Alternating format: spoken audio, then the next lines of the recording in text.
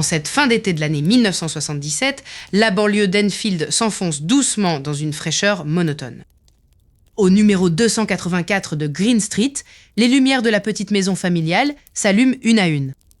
Peggy Hodgson, une mère célibataire usée par le quotidien, range machinalement la modeste cuisine après un maigre dîner.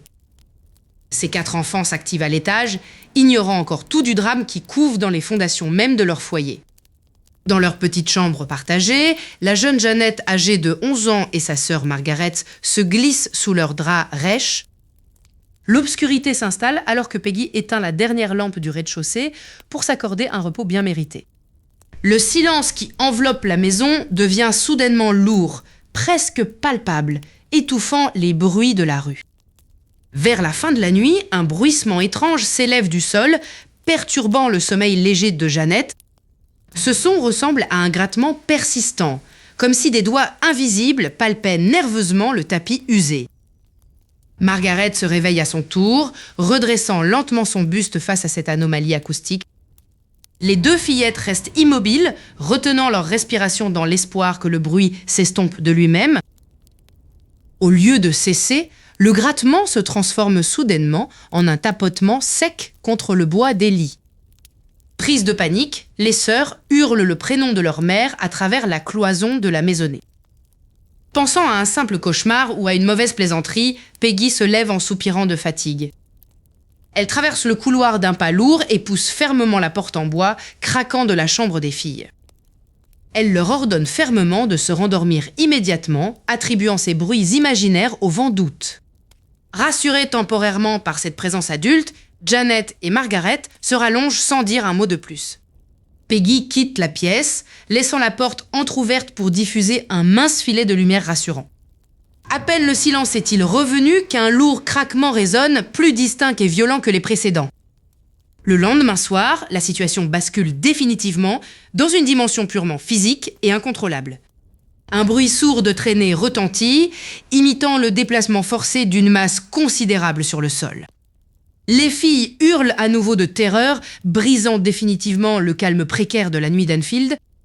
Alertée par la détresse évidente de ses enfants, Peggy remonte les escaliers 4 à 4, passablement agacée.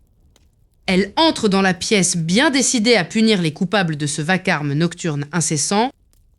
C'est alors que sous ses propres yeux fatigués, l'impossible se produit au fond de la pièce sombre. La massive commode en chêne installée dans le coin commence à trembler de manière frénétique. Sans qu'aucune main humaine ne la touche, la lourde structure glisse de plusieurs centimètres sur le tapis. Peggy reste pétrifiée sur place, le souffle coupé par cette démonstration de force brute inexplicable. Reprenant un élan de courage maternel, elle s'élance vers le meuble pour tenter de le repousser fermement. À sa grande stupéfaction, une résistance invisible et surhumaine repousse ses propres efforts physiques. Le meuble se déplace une seconde fois, s'avançant de près d'un demi-mètre vers le lit des enfants. Janet pousse un cri strident en voyant l'imposante masse de bois menacer directement son espace vital. Un vacarme assourdissant se déclenche alors à l'intérieur même des murs de la petite bâtisse. Des coups sourds et rythmés résonnent contre les cloisons, faisant trembler les cadres photos accrochés. Margaret se bouche les oreilles de toutes ses forces pour échapper à cette agression sonore insupportable. Peggy comprend instantanément que sa famille fait face à une force dépassant totalement l'entendement rationnel. Elle ordonne à ses enfants de quitter immédiatement leur lit et de fuir la pièce maudite. La petite troupe se rue désespérément dans le couloir sombre, tandis que les bruits redoublent d'intensité derrière eux. Au moment où Peggy s'apprête à refermer la porte, la lourde commode bascule violemment en avant.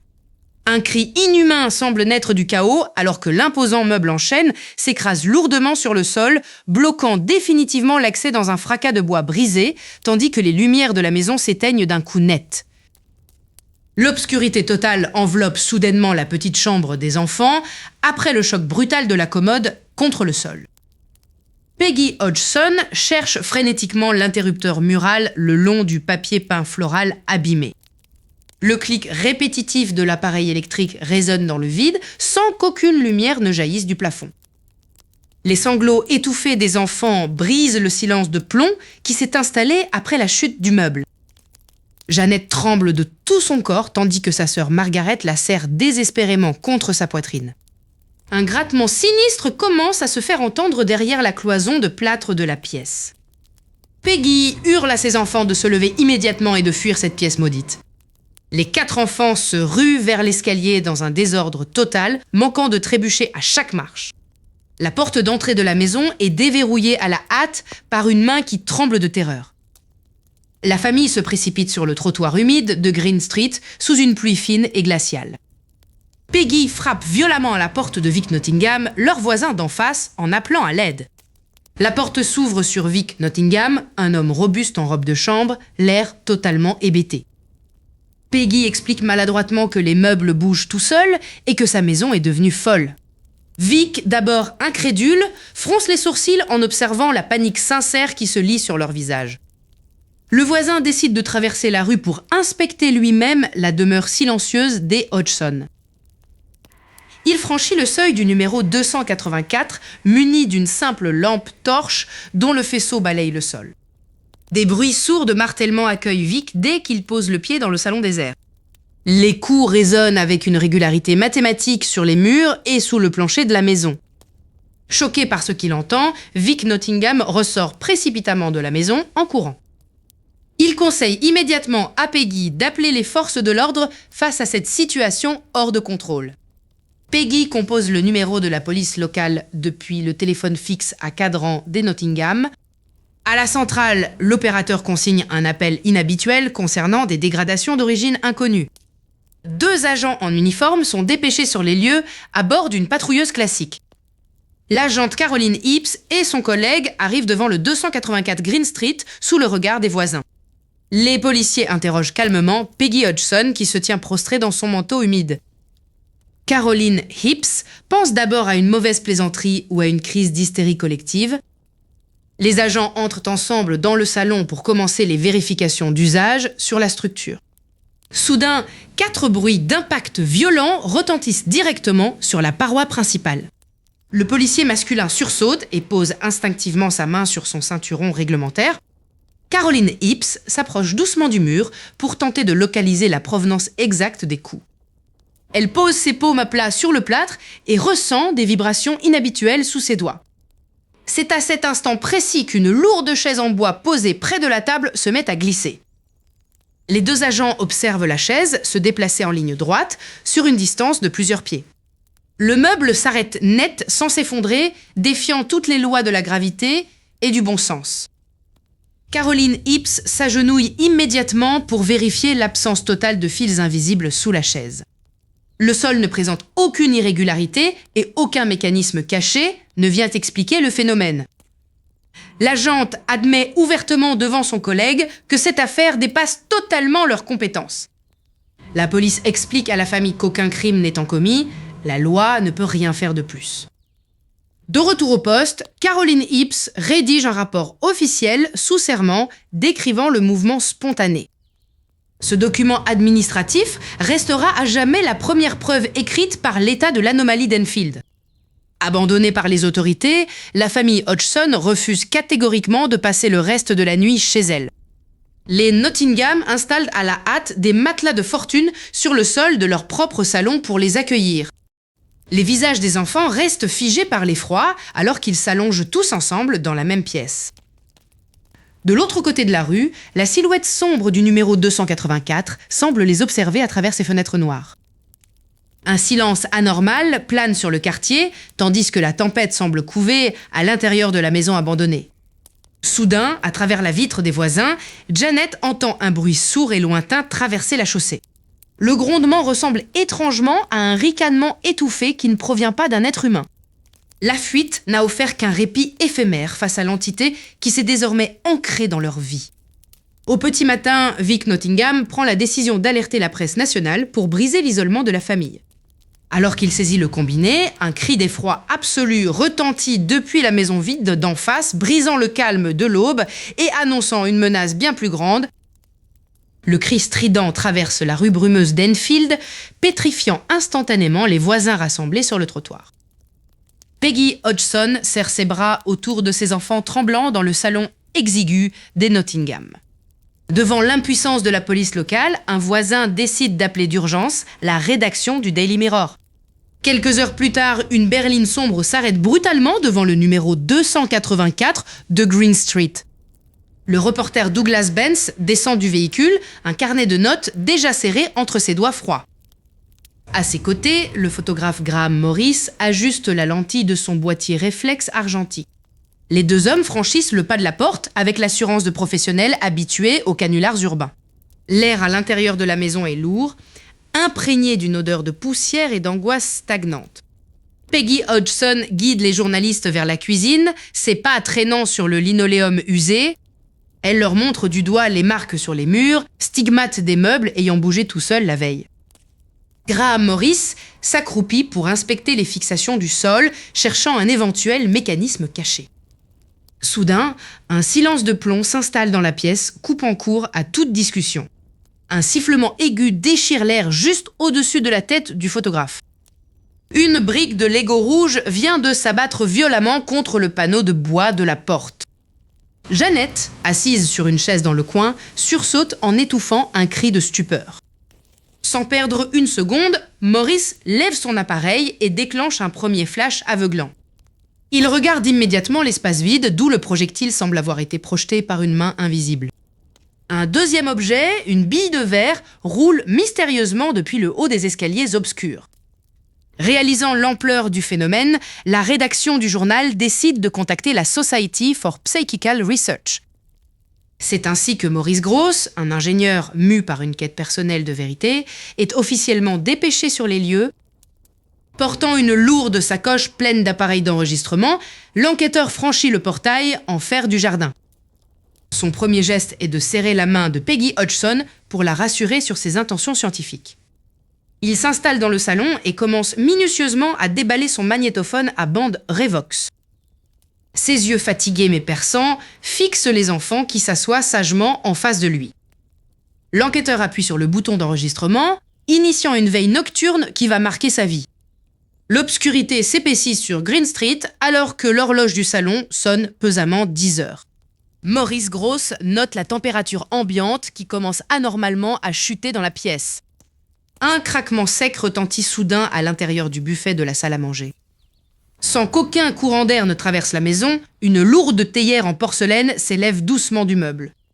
Elle est subitement projetée à toute vitesse à travers l'espace, éclatant en 1000 morceaux contre le poêle. Peggy Hodgson hurle de terreur en protégeant son visage avec le pan de son tablier. Maurice Grosse se lève d'un bond, brandissant un microphone pour capturer le fracas résiduel. La petite Jeannette se met à pleurer convulsivement, secouée par d'invisibles vibrations de panique. L'enquêteur inspecte immédiatement les débris incrustés dans le métal, constatant l'extrême violence de l'impact. Les bandes magnétiques du Revox s'affolent, enregistrant des modulations de fréquences inexplicables. Graham Morris, resté en retrait, sent une pression invisible s'accumuler sur ses propres épaules. Un coussin du canapé décolle soudainement à la verticale avant de s'abattre sur l'objectif du photographe. La violence de l'assaut physique ne laisse plus aucun doute sur la nature malveillante de l'entité. Grosse décide alors d'interpeller directement la pièce vide, exigeant un signe clair de l'esprit. C'est alors qu'un grondement sourd et bestial s'élève des fondations de la maison, tandis que le corps de Jeannette commence lentement à se cambrer anormalement vers l'arrière. Le corps de Jeannette continue de se cambrer en arrière avec une rigidité presque animale sous les yeux horrifiés de Maurice Grosse. L'air ambiant de la chambre semble s'épaissir instantanément alors que le grondement sourd se transforme en un sifflement glacial. Peggy Hodgson recule contre le mur en serrant ses autres enfants contre sa poitrine tremblante. Maurice Grosse avance d'un pas lourd et ajuste nerveusement les bobines de son magnétophone analogique. Un silence de mort retombe soudainement sur le 284 Green Street, rompant brutalement le tumulte des minutes précédentes. Les témoins retiennent leur respiration tandis que le microphone capte le cliquetis régulier de la bande magnétique. Tout à coup, une vibration rauque et gutturale s'échappe des lèvres closes de l'adolescente. Ce n'est pas la voix d'une enfant de 11 ans, mais celle d'un vieil homme brisé par les années. La voix crache des mots incompréhensibles mêlés à des bruits de déglutition révoltants. Maurice Grosse surmonte son effroi et demande fermement à l'entité de décliner son identité. Après un ricanement sardonique, la voix déclare se nommer Bill Wilkins, un ancien habitant de la demeure. L'entité explique d'un ton monocorde qu'elle est morte aveugle et victime d'une terrible hémorragie. Les détails anatomiques fournis par la voix sur le trépas surprennent immédiatement l'enquêteur chevronné. Comment une fillette innocente pourrait-elle inventer une agonie aussi précise sans la moindre connaissance médicale ? Soudainement, la voix de Bill éclate en insultes grossières, jurant de chasser la famille Hodgson de sa propriété. La mère s'effondre en larmes dans le couloir, incapable d'écouter les blasphèmes proférés par sa propre enfant. Maurice Grosse tente d'apaiser l'esprit en lui posant des questions sur son passé et sa famille.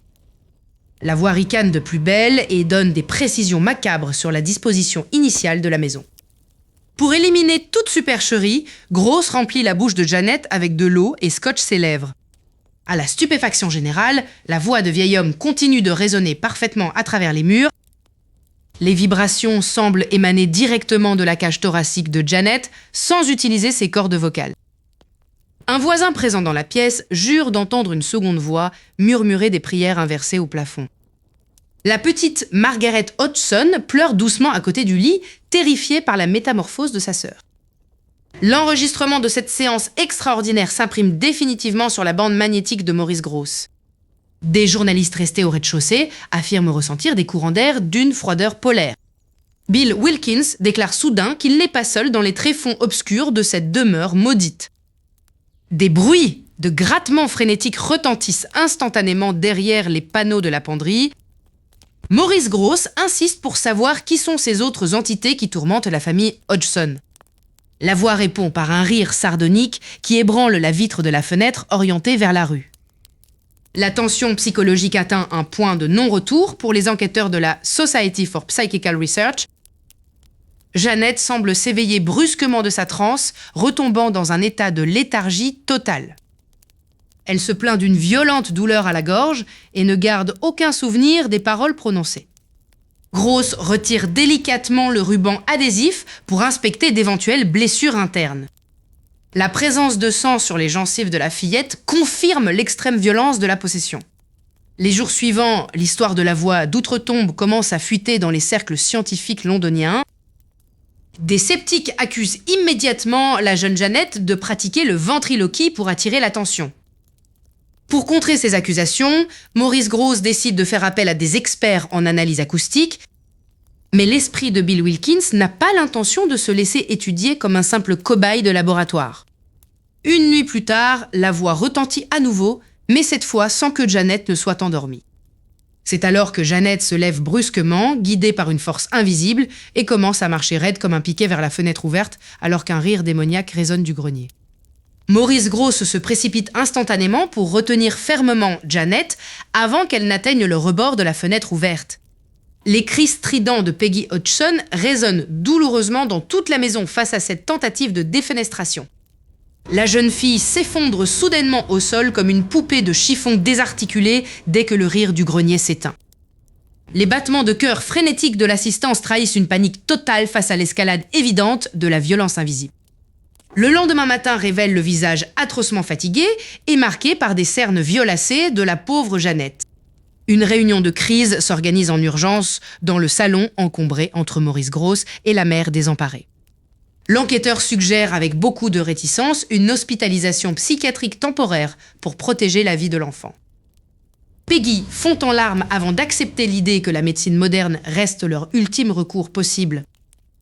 Une ambulance aux sirènes muettes se gare discrètement devant le 284 Green Street sous le regard des voisins curieux. Janet traverse le jardin de devant d'un pas lourd, encadré par 2 infirmiers en blouse blanche austère. L'asile psychiatrique de Maudsley dresse ses grands murs de briques sombres et ses fenêtres solidement grillagées. Les portes lourdes du service d'évaluation pédiatrique se referment dans un écho métallique sinistre. Un éminent psychiatre commence immédiatement son entretien clinique en observant les réactions de la jeune patiente. Janet répond calmement aux questions basiques, montrant une lucidité qui déroute d'abord l'équipe médicale. Le médecin note sur son carnet l'hypothèse d'une simulation théâtrale orchestrée pour attirer l'attention médiatique. Des électrodes froides sont collées sur le cuir chevelu de Janet pour enregistrer son activité cérébrale. Les aiguilles de l'appareil d'électroencéphalogramme s'affolent subitement en traçant des lignes de convulsion impossibles. Les techniciens s'échangent des regards inquiets face à ces anomalies physiques que rien ne peut expliquer logiquement. Pendant ce temps, les infirmières de nuit rapportent des bruits de grattements sourds provenant de sa cellule isolée. Une ombre immense et déformée semble ramper le long du mur blanc de la chambre d'hôpital vide. Les sédatifs administrés à forte dose ne parviennent même pas à plonger Jeannette dans un sommeil paisible. Sa voix masculine d'outre-tombe ressurgit brusquement au milieu de la nuit, insultant violemment le personnel de garde. L'infirmière en chef lâche son plateau de médicaments qui se répand au sol dans un fracas terrible. Le rapport officiel conclut pourtant à une forme rare d'hystérie collective doublée d'un don exceptionnel de ventriloquie. Déclarée saine d'esprit mais incurlable par leur méthode, Jeannette est finalement autorisée à rentrer chez elle. Le retour au 284 Green Street se fait sous une pluie battante qui lave les trottoirs d'Enfield. Au moment même où son pied traverse le seuil, un frisson glacial parcourt l'échine de toute la maisonnée. Le monstre tapi dans les fondations semble saluer son hôte par un coup sourd et violent sous le plancher. La commode du salon glisse d'un coup sec, barrant instantanément l'accès à la cuisine. Maurice Grosse, revenu sur les lieux, prépare immédiatement ses magnétophones pour enregistrer la contre-attaque. Le retour du poltergeist est d'une violence démultipliée, comme s'il s'enorgueillissait de l'échec médical. La voix de Bill Wilkins tonne à nouveau, plus claire et plus profonde qu'avant son départ. Elle hurle que la science ne pourra jamais enfermer un esprit qui n'appartient pas à ce monde. Les miroirs de la maison commencent à se fissurer un par un sous l'effet des vibrations acoustiques. Maurice Grosse comprend que le combat n'est plus rationnel et qu'ils ont basculé dans l'inexplicable absolu. Peggy serre ses autres enfants contre elle sur le canapé, terrés comme des animaux traqués. Jeannette sourit d'un air machiavélique en regardant ses propres mains s'agiter de manière totalement incontrôlée. Les ampoules du plafond s'éteignent brusquement, plongeant le 284 Green Street dans des ténèbres étouffantes. Une lueur spectrale commence alors à émaner du corps de Jeannette tandis qu'elle s'élève lentement au-dessus du sol. C'est alors que l'entité ordonne aux témoins de regarder vers le plafond où des traces de pas boueuses apparaissent magiquement à l'envers. Les témoins figés fixent les traces de pas boueuses imprimées à l'envers sur le plafond en plâtre de la chambre. Maurice Grosse comprend immédiatement que les simples récits oraux ne suffiront plus à convaincre la communauté scientifique sceptique. L'enquêteur décide alors d'installer un dispositif photographique rigoureux pour piéger le phénomène en plein acte. Un appareil photomotorisé est solidement fixé sur un trépied pour couvrir l'ensemble de l'espace de nuit. Le mécanisme est réglé pour se déclencher automatiquement toutes les 4 secondes dès qu'un mouvement est détecté. La jeune Jeannette s'allonge nerveusement sur son matelas sous le regard vigilant des objectifs mécaniques indifférents. Les heures s'écoulent lentement dans le silence oppressant de la petite maison du nord de Londres. Soudain, un vrombissement sourd fait vibrer les lattes de plancher de la chambre à coucher plongée dans le noir. Une force invisible et violente saisit brutalement Jeannette par la taille et l'arrache de ses draps épais. L'appareil photo se met instantanément à crépiter, capturant la scène dans une série de flashs aveuglants. La fillette se retrouve propulsée à plus d'1 mètre du sol, flottant de manière totalement anormale dans le vide. Ses vêtements de nuit s'agitent frénétiquement sous l'effet d'un déplacement d'air inexpliqué et glacial. Le lendemain matin, Maurice Grosse récupère la pellicule argentique avec des mains tremblantes d'excitation. Le développement des négatifs s'effectue en urgence dans un laboratoire confidentiel de la ville. Sur le papier humide, les silhouettes sombres apparaissent progressivement pour révéler l'impossible vérité physique. Les images montrent distinctement Jeannette figée en pleine lévitation, le corps tordu comme projeté par une puissance surhumaine. Les critiques rationnels affirment aussitôt que l'enfant a simplement sauté de son lit en simulant un vol. Pourtant, la trajectoire de son corps et la tension musculaire observée contredisent totalement l'hypothèse d'un simple saut volontaire. Les clichés en série révèlent que l'action s'est produite à une vitesse dépassant les capacités physiques d'un enfant. Pour éliminer tout doute, Maurice installe d'autres appareils avec des angles de vue différents et croisés. Une nuit de tempête, les manifestations physiques reprennent avec une violence redoublée dans la maisonnée. Jeannette est littéralement projetée à travers la pièce, atterrissant brutalement de l'autre côté du lit conjugal. Une des photos prises sous cet angle montre la fillette suspendue parallèlement au mur, frôlant le plafond, mais la preuve la plus troublante de cette affaire ne va pas venir de l'intérieur de la demeure. Dehors, 2 passants ordinaires marchent calmement sur le trottoir humide en face de la maison hantée. Un bruit sourd provenant de la fenêtre du premier étage attire subitement leur regard intrigué vers le haut. À travers le carreau faiblement éclairé, ils aperçoivent une scène qui va les marquer à tout jamais. Ils voient distinctement la silhouette de Janet s'élever lentement dans les airs, collée contre la vitre transparente. La fillette semble glisser le long de la fenêtre, comme si elle était portée par des mains totalement invisibles. Pris de panique, les 2 témoins extérieurs courent immédiatement prévenir la patrouille de police locale. Leurs déclarations officielles et indépendantes sont immédiatement enregistrées dans le rapport de police de la nuit. Au même moment, un boulanger effectuant sa tournée matinale assiste lui aussi à un phénomène inexplicable. Il jure sous serment avoir vu des jouets et des petits livres volés en spirale derrière la vitre close. Ces témoignages venus de parfaits inconnus brisent définitivement l'argument d'une supercherie purement familiale. Janet, fatiguée par ces agressions constantes, pleure doucement dans les bras protecteurs de sa mère. L'entité invisible semble furieuse d'avoir été ainsi exposée aux yeux du monde extérieur. Des bruits de grattements frénétiques résonnent désormais de jour, comme de nuit, à l'intérieur des cloisons. Maurice Grosse rassemble toutes ces pellicules pour une analyse scientifique approfondie des détails de l'image. Chaque grain d'argent examine prouve qu'aucune retouche ni double exposition n'a été effectuée sur les films. La maison du 284 Green Street est désormais encerclée par une atmosphère lourde et presque physique de pure malveillance. Les enquêteurs pensaient avoir tout vu avec ces photographies de lévitation mécanique exceptionnelles. C'est alors qu'un grondement sourd retentit sous le plancher, tandis que l'ombre d'une silhouette immense et difforme commence à se matérialiser lentement sur le mur de la chambre, bloquant toute retraite. L'ombre immense qui s'étendait sur le mur de la chambre finit par se dissiper lentement dans les recoins obscurs du plafond. Le grondement sourd qui ébranlait les lattes de bois s'estompa, laissant place à un silence lourd et étouffant. Janet se laissa glisser au sol, ses petites mains tremblant frénétiquement contre le tissu usé de sa chemise de nuit rouge. Sa mère, Peggy, s'agenouilla aussitôt à ses côtés pour envelopper le corps frêle de sa fille unique de ses bras fatigués. Maurice Grosse rangea lentement son carnet de notes, conscient que l'apogée de la terreur venait de laisser place à une immense détresse humaine. Les semaines suivantes au 284 Green Street furent marquées par une absence soudaine de phénomènes physiques, mais l'atmosphère restait empoisonnée. Janet ne parvenait plus à dormir sans garder les yeux fixés sur les angles sombres de son plafond déraillé. Chaque craquement ordinaire de la vieille charpente en bois faisait sursauter toute la famille réunie dans le salon. Le traumatisme psychologique s'était profondément enraciné dans l'esprit des enfants, effaçant toute trace d'insouciance. À l'école, les murmures cruels et les moqueries des autres élèves isolaient Janet un peu plus chaque jour. La presse à scandale commença enfin à se désintéresser de l'affaire, laissant les Hodgson face à leurs ruines émotionnelles. Peggy Hodgson décida alors qu'il était temps de purifier définitivement cette maison pour chasser les derniers résidus du mal. Un prêtre anglican local accepta de se rendre sur les lieux pour accomplir un rituel de bénédiction solennelle.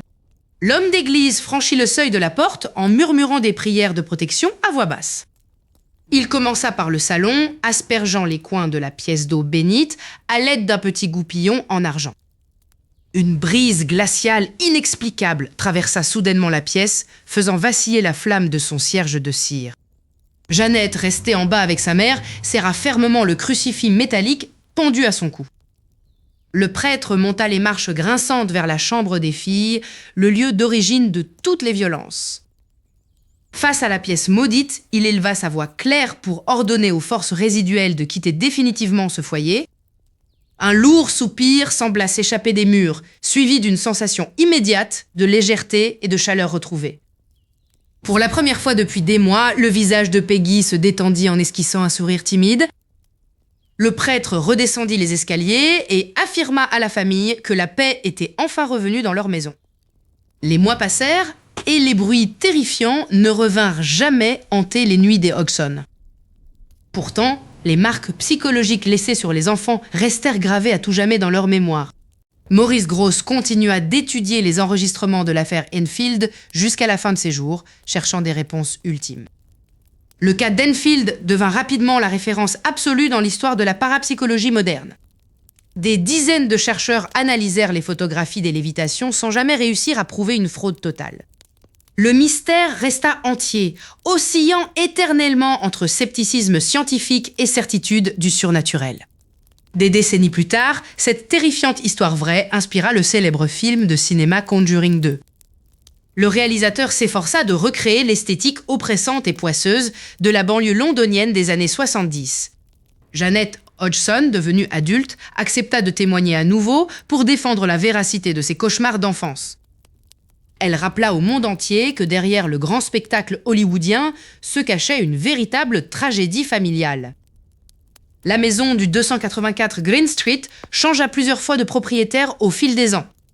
Certains nouveaux habitants affirmèrent avoir ressenti une présence étrange dans la chambre du premier étage, sans plus jamais de violence. L'impact culturel d'Enfield reste ancré comme le poltergeist le plus documenté et le plus terrifiant d'Angleterre. Maurice Grosse et Peggy Hodgson s'éteignirent des années plus tard, emportant avec eux une partie des secrets de cette demeure. La vérité sur ce qui s'est réellement passé durant ces longs mois de terreur appartiendra éternellement à l'histoire. Jeanette Hodgson vit aujourd'hui loin de Londres, ayant enfin trouvé la paix et la sérénité qu'on lui avait arrachées. Le dossier Enfield se referme ainsi définitivement, laissant une empreinte indélébile dans les annales du paranormal mondial. Car au-delà des fantômes et des doutes, l'histoire d'Enfield restera à jamais celle d'une famille qui a survécu à l'impossible.